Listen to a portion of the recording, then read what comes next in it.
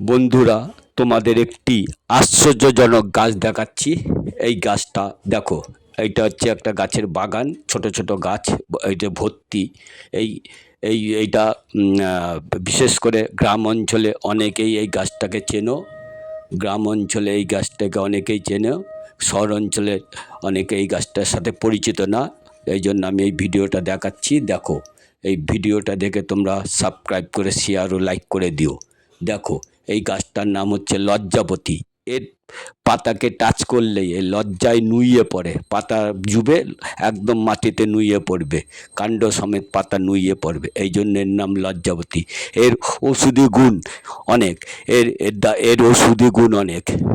এই গাছটা সচরাচর বনে, যেই সব বনে জঙ্গলে দেখা যায়, গ্রাম বাংলায় বনে জঙ্গলে এই গাছটা দেখা যায়।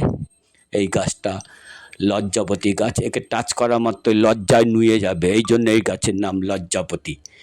বন্ধুরা, তোমরা শেয়ার করে দিও, লাইক করে দিও, এবার সাবস্ক্রাইব করো আমার ভিডিওটাকে। দেখো কীরকম বাগানটা কত সুন্দর সবুজ ছিল, এখন কীরকম হয়ে গেছে। দেখো সব গাছগুলো পাতাগুলো লজ্জায় নুয়ে গেছে।